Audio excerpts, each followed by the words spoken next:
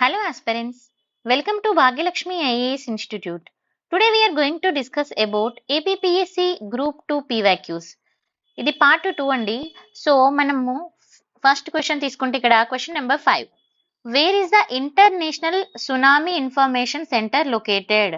Question ఏం అడుగుతున్నారు అంటే సునామీ ఇన్ఫర్మేషన్ సెంటర్ అది ఎక్కడ? అది ఇంటర్నేషనల్ సునామీ ఇన్ఫర్మేషన్ సెంటర్ అని అడుగుతున్నారు. క్వశ్చన్ చూసుకోవాలి మనం జాగ్రత్తగా. ఓకేనా, ఇంటర్నేషనల్ అని మెన్షన్ చేశారు. సో మనకి ఇక్కడ 4 ఆప్షన్స్ ఇచ్చారండి. Honolulu, Puducherry and Jakarta, at the same time Fuji. ఓకేనా, సో ఇప్పుడు మనం ఆన్సర్ తీసుకుంటే మనకి ఆన్సర్ వచ్చేసి హోనోలుల్. ఇక్కడ ఫిజీ ఐలాండ్ కూడా ఇచ్చాడు. ఇవి మనకి ఎందుకంటే సునామీ ఏరియాస్ కాబట్టి సో అందరికీ కన్ఫ్యూజన్ వచ్చే ఛాన్సెస్ ఉంటుంది. ఓకేనా, so right answer is Honolulu. So ఇప్పుడు మనము the international tsunami information centre తీసుకుంటే ఎక్కడ ఉంది అని అంటే హోనోలుల్లో ఉంది.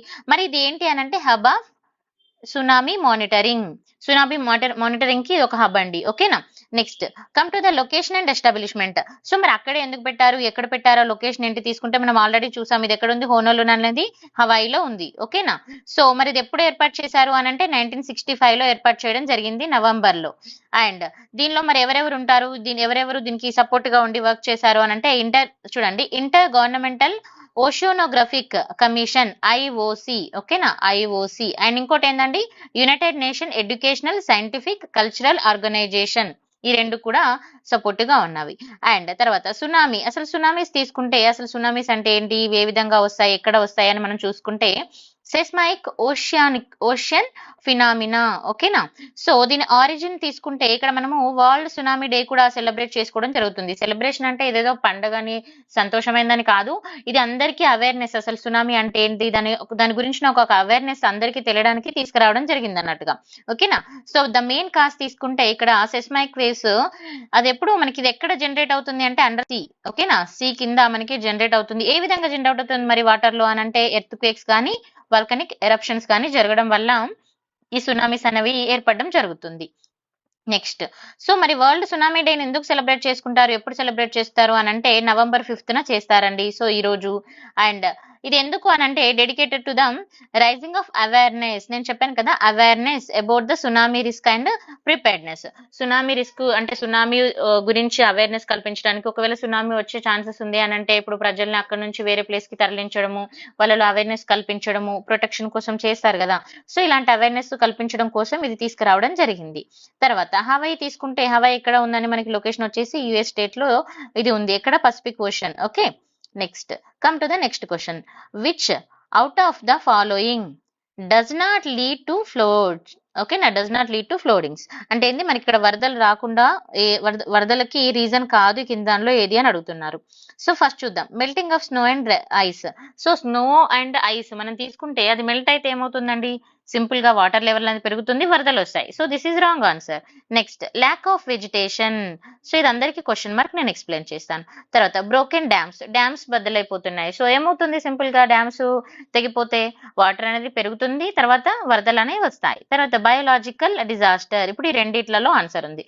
సో బయోలాజికల్ డిజాస్టర్ ఏంటి, lack of vegetation. Lack of vegetation అంటే ఏంటంటే ఇప్పుడు ఫర్ ఎగ్జాంపుల్ వర్షపాతం ఎక్కువ ఉంది అనుకోండి, చెట్లు పెరుగుతాయి, అక్కడ మంచిగా వెజిటేషన్ ఉంటుంది, లైక్ చెట్లు కానీ అనిమల్స్ కానీ అన్ని విధాలుగా ఉంటుంది, వెజిటేషన్ ఉంటుంది. లైక్ మన ఇప్పుడు హ్యూమన్ కూడా ఉంటారు. సో అన్ని విధాలుగా ఉంటుంది కాబట్టి అక్కడ ఒక లైక్ ఒక ప్లేస్ అంటే ప్లేన్ ప్లేస్ కాకుండా ఒక విలేజా లేకపోతే ఒక అడవినా అట్లా ఏదన్నా ఉంటుంది. సో ఇప్పుడు వెజిటేషన్ లేదు, అప్పుడు ఏమవుతుంది, అదంతా ప్లేన్ ప్లేస్ అయిపోతుంది. సో ప్లేన్ ప్లేస్ అయినప్పుడు ఏమవుతుంది, ఇప్పుడు నదుల పక్కన ఉన్నాయి అనుకోండి, నదులు కానీ సముద్రాలు కానీ పక్కన మనకు ఒక ప్లేన్ ప్లేస్ ఉంటే ఏమైతుంది, వర్షం వచ్చినప్పుడు ఈ నదిల యొక్క ఫ్లో అనేది ఆ ప్లేన్ ప్లేస్ లోకి వెళ్ళిపోతుందా లేదా? సో వెళ్ళిపోవడం వల్ల ఏమవుతుంది, నదీ విస్తారం అనేది పెరుగుతుంది. సో నది విస్తారం పెరుగుతున్న కొద్ది వరదలు వచ్చే ఛాన్సెస్ ఉంటుందా ఉండదా?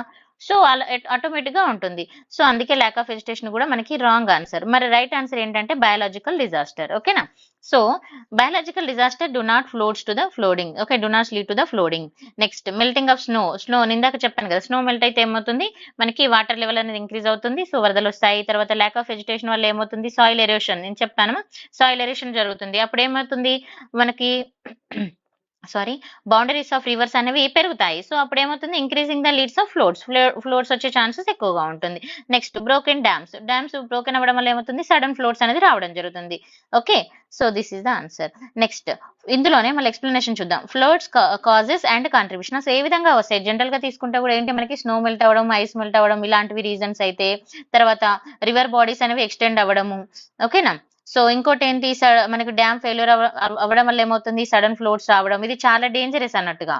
ఓకేనా, ఇవి మనకి చాలా చాలా ఇంపార్టెంట్ చూసుకోవాలి. తర్వాత next question, if the deficiency of A particular years rainfall exceeds 50% of normal. ఇక్కడ చూడండి క్వశ్చన్ కొంచెం లిటిల్ బిట్ ఆఫ్ కన్ఫ్యూజన్ గా అనిపిస్తుంది, బట్ సింపుల్ అండి. If the deficiency of A particular year, ఇక్కడ ఏమంటుండే, వర్షపాతం యొక్క లోట్ అనేది 50% ఆఫ్ నార్మల్ కంటే ఎక్సీడ్ అవుతుంది, మించి ఉంటే దాన్ని ఏమంటాము అని అంటున్నారు. సో ఏమంటారు, onset of drought, moderate drought, or severe drought, or extreme drought. So మన ఆన్సర్ వచ్చేసి సివియర్ డ్రాట్. సో మరి రైట్ ఆన్సర్ మనకి ఎలా తెలియాలంటే, అసలు ఫస్ట్ డ్రాట్ అంటే ఏంటి చూసుకుందాం. సో డ్రాట్ అంటే ఏంటంటే, మన జనరల్ కరువు వచ్చింది అని అంటారు కదా, సో అది. సో కర్వ్ ఎలా వస్తుంది ఇక్కడ చూద్దాం. Drought is considered as a deficiency in rainfall లో ఏముంది, డెఫిషియన్సీ ఉంది. ఓకేనా, and precipitation over extended a period, usually A season are more. అంటే వర్షపాతం, డెఫిషియన్సీ అంటే లోట్ అని వస్తుంది. వర్షపాతం యొక్క లోట్ అనేది ఏ విధంగా ఉంది, ఒక పీరియడ్ లో గానీ, ఒక సెటన్ సీజన్ లో గానీ, లేకపోతే అంతకంటే ఎక్కువ సీజన్ లో గానీ వర్షపాతం తక్కువ పడుతుంది. ఇప్పుడు ఒక సంవత్సరం వర్షపాతం తక్కువ పడింది, సో అప్పుడు ఏమవుతుంది, పంటలు పండవు, and there is so many water problem ఉంటుంది, చాలా ప్రాబ్లమ్స్ ఉంటాయి. అలా ఒక కొన్ని సీజన్లు కంటిన్యూగా పడకపోతే ఏమవుతుంది, కర్వ్ అనేది పెరుగుతుందా పెరగదా. సో అలా డెఫిషియన్సీ ఆఫ్ వాటర్ రెయిన్ఫాల్ అనేది ఏ విధంగా ఉంది, అది చాలా తక్కువ ఉండడము, అండ్ తర్వాత అది ఒక సీజన్ లో అంతకంటే ఎక్కువ సీజన్ లో ఉండడం వల్ల ఏమవుతుందంటే డ్రాఫ్ట్ అనేది రావడం జరుగుతుంది. తర్వాత దీని రిజల్ట్ ఏమవుతుంది, ఇప్పుడు వర్షపాతం తగ్గింది, వర్షపాతం తగ్గడం వల్ల ఏమవుతుంది, వాటర్ లెవెల్ అనేది షార్టేజ్ అవుతుందా లేదా. సో వాటర్ షార్టేజ్ అనేది అక్కర్ అవడం జరుగుతుంది. సో దాని వల్ల దేని మీద మనకి ఇంపాక్ట్ అవుతుంది, వెజిటేషన్ మీద, యానిమల్స్ మీద, అండ్ పీపుల్స్ మీద, అన్ని విధాలుగా ఇంపాక్ట్ అవుతుంది. ఓకేనా, సో దీనికోసం వచ్చింది ఏంటంటే, మాన్యువల్ ఫర్ డ్రాట్ మేనేజ్మెంట్. ఈ డ్రాట్ మేనేజ్మెంట్ కి మాన్యువల్ మరి ఎవరు ప్రిఫర్ చేస్తారు అని అంటే, ఇది ఇంపార్టెంట్ చూసుకోవాలి, department of agriculture and cooperation. ఓకేనా, next ministry of agriculture in the government of India in November 2009. Okay, next, and a separate guidelines for management of drought was prepared by National Disaster Management Authority of Government of India in September 2007. ఇది కూడా చాలా important చూసుకోవాలి. మనకు అందరికీ తెలుసు NDMA guidelines. NDMA అంటే national disaster management authority, especially UPSC వాళ్ళకైతే చాలా క్లారిటీ ఉంటుంది. So next come to the అసలు డ్రాట్స్ ఇండియాలో ఏ విధంగా క్లాసిఫై చేశారు అనేది చూసుకుంటే, ఇండియాలో meteorological, hydrological and agriculture droughts అని ఉంటుందండి. సో మనము ఫస్ట్ తీసుకుంటే, according to the manual drought management prepared by, ఎవరు ప్రిపేర్ చేశారు మాన్యువల్ డ్రాట్ మేనేజ్మెంట్, ఇందాక మనం చూసుకున్నాం కదా, department of agriculture and cooperation droughts. There are the 3 categories, 3 కేటగిరీగా తీసుకొచ్చారు. ఏంటొకటి మెట్రోలాజికల్ అంటే ఏంది, deficiency of rainfall from exceeds, rainfall యొక్క లోటు ఎంత ఉంటుందంటే ఎక్సీడెడ్ ఆర్ నార్మల్ లెవెల్ గానే ఎక్సీడెడ్ గానే ఉంటుంది. So over extended a period of time. Okay, it's set to occurs in the seasonal rainfalls received over a, ఇది ఎప్పుడు అక్కర్ అవుతుంది అంటే, ఇప్పుడు జనరల్ గా సీజనల్ రెయిన్ఫాల్స్ ఉంటాయి కదా, సో అది less than 25% of it's long term average value. And it's classified the moderate dot తీసుకున్నప్పుడు ఎలా ఉంటుంది, డెఫిషియన్సీ ఆఫ్ రెయిన్ఫాల్ 26 నుంచి 50, ఇది ఒకటి 25%, 26 నుంచి 50 ఒకటి. అండ్ సివియర్ అన్నప్పుడు ఎంత ఉంటుంది చూడండి, డెఫిసిట్ ఎక్సీడ్స్ 50%. మన క్వశ్చన్ లో ఇదే ఇచ్చారు కదా, ఈ 2 లైన్స్ చాలా చాలా ఇంపార్టెంట్. నెక్స్ట్ హైడ్రోలాజికల్ డ్రాట్, ఇది ఎలా అక్కర్ అవుతుంది, it is caused by the deficiency in a surface and sub surface of water supplies leading to the lack of water. ఇప్పుడు వాటర్ సర్ఫేస్ లెవెల్ అనేది తగ్గడము, అప్పుడు ఏమవుతుంది, వాటర్ అనేది ల్యాక్ ఆఫ్ వాటర్ అనేది ఏర్పడుతుందా లేదా. సో అంటే మనకు కావాల్సిన lack of water or normal or specific needs. ఇప్పుడు ల్యాక్ ఆఫ్ వాటర్ నార్మల్ అంటే, ఫర్ ఎగ్జాంపుల్ ఇప్పుడు మనకి వాటర్ దేనికి అవసరం అండి, ఫర్ ఎగ్జాంపుల్ డొమెస్టిక్ పర్పస్ కానీ ఇండస్ట్రియల్ పర్పస్ అనే డిఫరెంట్ పర్పస్ లో వాటర్ అయితే అవసరం ఉంటుంది. మనకు కావాల్సినంత వాటర్ లేకపోవడం అండ్ మన అవసరాలకు సరిగా వాటర్ లేకపోవడం, ఇలాంటివి వచ్చినప్పుడు దీన్ని హైడ్రోలాజికల్ డ్రాట్ అని అంటారు. తర్వాత అగ్రికల్చర్ డ్రాట్ అంటే ఈ బోత్ కలిపితే అగ్రికల్చర్ డ్రాట్ వస్తుంది. ఓకేనా, next understanding the droughts. So drought అంటే డ్రాట్ యొక్క డెఫినేషన్ మళ్ళీ ఇక్కడ మీకు క్లియర్ గా మెన్షన్ చేశాను చూడండి. Deficit in a rain fall, precipitation and typically spanning season or longer. ఒక సీజన్ అంతకంటే ఎక్కువ సీజన్ లో ఇలా జరుగుతూ ఉంటే దాన్ని అది డ్రాట్ అని మనం డిఫైన్ చేసుకోవచ్చు. తర్వాత drought management guide lines in India, ఇది ఇంపార్టెంట్, ఇది చూసుకోవాలి అసలు ఇండియాలో ఏ విధంగా ఉన్నది, ఇంకా మీరు అప్డేటెడ్ గా కూడా మెన్షన్ చేసుకోవాలి. ఓకేనా. సో గవర్నమెంట్ ఇనిషియేటివ్ ఏ విధంగా ఉన్నాయి ఇండియాలో తీసుకుంటే, మాన్యువల్ ఫర్ డ్రాట్ మేనేజ్మెంట్ తీసుకుంటే ఎవరు ఇందాక చెప్పుకున్నాం మనం again. So department of agriculture cooperation and ministry of agriculture and government of India 2009. ఓకేనా. Next national disaster management authority, ఇది చాలా ఇంపార్టెంట్ చూసుకోండి. Introducing the separate guide lines for the management of drought in 2010. ఎందుకు introduce చేసింది అని అంటే, ఎప్పుడైనా ఏదైనా మనకి ఇప్పుడు డ్రాట్స్ వచ్చినప్పుడు మరి వాటిని మనం ఫేస్ చేయగలగాలి కదా. సో ఇప్పుడు గవర్నమెంట్ కూడా ఫేస్ చేయాలి అని అంటే వాళ్ళ దగ్గర ఒక ప్లాన్ ఉండాలి, దానికి కావాల్సిన బడ్జెట్ ఉండాలి, అన్ని విధాలుగా ఉండాలి. సో దానికి రూల్స్ అవన్నీ ఉండాలి కాబట్టి ఇది తీసుకురావడం జరిగింది. తర్వాత ఇంతకు ముందు ఆల్రెడీ డిస్కస్ చేసాము మన మెట్రాలజికల్, హైడ్రాలజికల్, అగ్రికల్చర్ అని అంటే. Next come to the next question. In which year did the Parliament of India enact the Environmental Protection Act? ఇది అందరికీ తెలిసిన క్వశ్చన్, అందరికీ తెలిసిన ఆన్సరే 1986. ఓకేనా. So the parliament of India enacted the environment protection act in the year 1986. ఇక్కడ ఏమంటుండు, parliament of India environment యొక్క protection act ఎప్పుడు తీసుకొచ్చింది అని అడుగుతున్నారు. ఎవరైనా తెలియని వాళ్ళు కొత్త వాళ్ళు ఉన్నా కూడా గుర్తుపెట్టుకోండి, ఇది 1986 లో రావడం జరిగింది. ఓకేనా. ఎన్విరాన్మెంట్ ని ప్రొటెక్షన్ చేయడం కోసం తీసుకొచ్చిన యాక్ట్ ఇది. సో ఈ యాక్ట్ ఎప్పుడు వచ్చింది 1986 లో. మరి దీని యొక్క మెయిన్ ఆబ్జెక్టివ్ ఏంటి అని అంటే, provide the protection and improvement of the environment ని ప్రొటెక్షన్ చేయడము అండ్ ఇంప్రూవ్ చేయడం. ఓకేనా. అండ్ దాట్ ఇంప్రూవ్ చేయడం అంటే మన ఎన్వైరన్మెంట్ లో చాలా వస్తాయి, ఏమేమి వస్తాయి కూడా మీరు చదువుకోవాలి. అసలు ఫస్ట్ ఆఫ్ ఆల్ ఎన్వైరన్మెంట్ అంటే ఏంటి, దానిలో ఏమేమి ఉంటాయి, అసలు ఎన్వైరన్మెంట్ ప్రొటెక్షన్ అంటే ఏంటి, ఈ ప్రొటెక్షన్ కి ఎందుకు యాక్ట్ తీసుకొచ్చారు అనేది కూడా మీరు నేర్చుకోవాలి. ఓకేనా. ఎప్పుడైనా ఒక టాపిక్ వచ్చినప్పుడు ఆ టాపిక్ ని మనం కొంచెం డెప్త్ గా చదువుకుంటే మనకు నెక్స్ట్ అది చాలా సింపుల్ అయిపోతుంది, అది ఎక్కడో ఏదో ఒక క్వశ్చన్ లో కవర్ అయిపోతుంది. ఎప్పుడైనా టాపిక్ వచ్చినప్పుడు టాపిక్ కంప్లీట్ గా చదువుకోండి, నేను చెప్పేది ఇదే మీకు. ఓకేనా.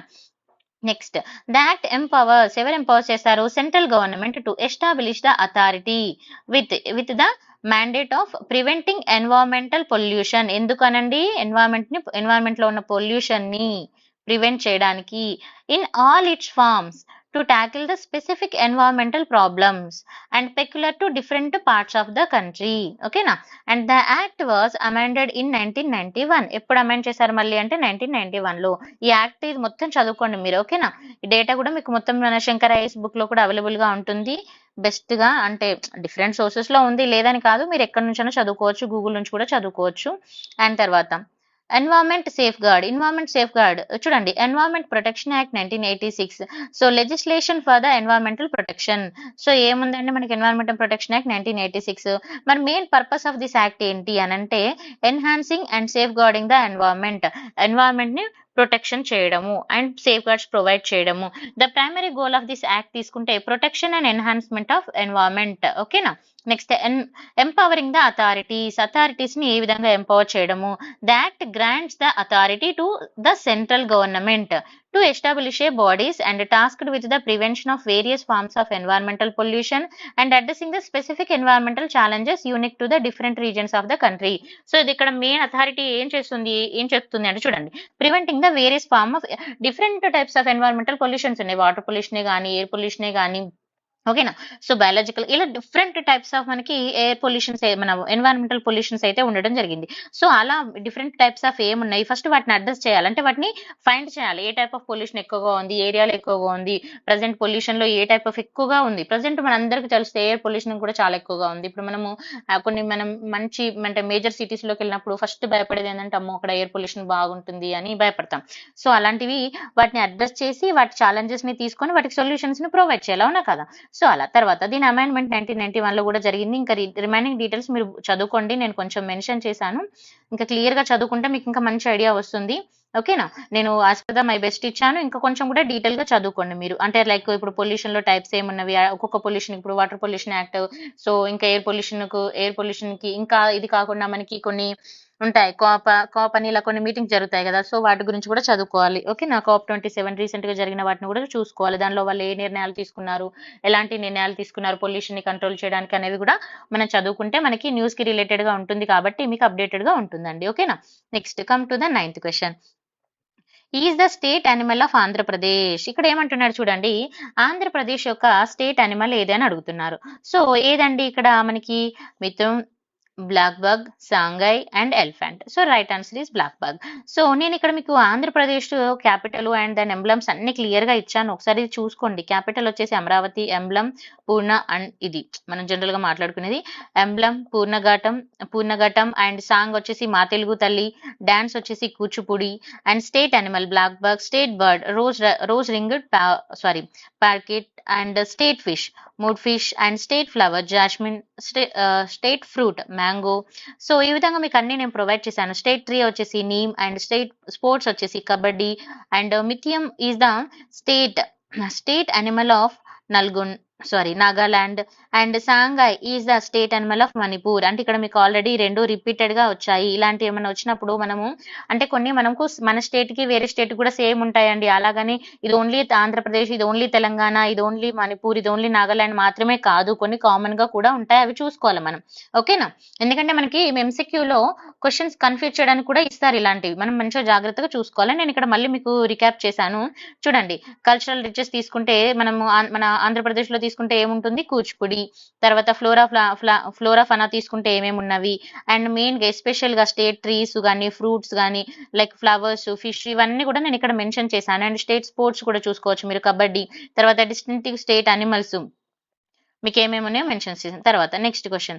So 10th question, with an evolution of 8586 meters, ఓకేనా, 8586 meters ఉన్నది, is the highest peak in India. ఇక్కడ ఏది ఇక్కడ అడుగుతుంది, ఇక్కడ మనకు 4 ఆప్షన్స్ ఇచ్చి ఇందులో ఎలివేషన్ ఆఫ్ 8586 meters ఉన్న హైయెస్ట్ పీక్స్ లో ఏది ఉన్నది ఇండియాలో అని అడుగుతున్నాడు. So Nanda Devi, Kangchenjunga and Kamet and Saltoro Kangri. So ఇందులో రైట్ ఆన్సర్ ఈజ్ అందరికీ తెలిసిందే, ఓకేనా, కంచన్జంగ్. సో ఎక్స్ప్లెనేషన్ తీసుకుంటే ఇది వచ్చేసి 8586 meters అయితే ఉండడం జరిగింది, హైయెస్ట్ పీక్ ఇన్ ఇండియా. ఓకేనా, మరి ఇది ఎక్కడ ఉంది అంటే ఇండియా నేపాల్ మధ్యలో ఉంటుందండి. ఓకేనా, దీని ఎలివేషన్ ఎంత 8586 and third highest mountain in the world. Okay, remember these. ఇవన్నీ పాయింట్స్ కూడా చాలా ఇంపార్టెంట్ అండి. తర్వాత ఎందుకంటే మనం ఇండియాలో ఉన్న వాటి చదువుకోవాలి. ఇప్పుడు మన స్టేట్ ఎగ్జామ్ కాబట్టి మనకి స్టేట్ ఇస్తాడు, ఇండియా లెవెల్లో ఇస్తారు, ఈ రెండు కాబట్టి మంచిగా చదువుకోవాలి. తర్వాత the mountain first scaled in 25 May 1955. ఎవరు ఫస్ట్ దీన్ని మౌంటైన్ ఎక్కిన వాళ్ళు like Joe Brown and George Brand. And mount Everest is the highest peak in the world. Okay, mount Everest is the highest peak in the world. Elevation ఎంత అండి 8848.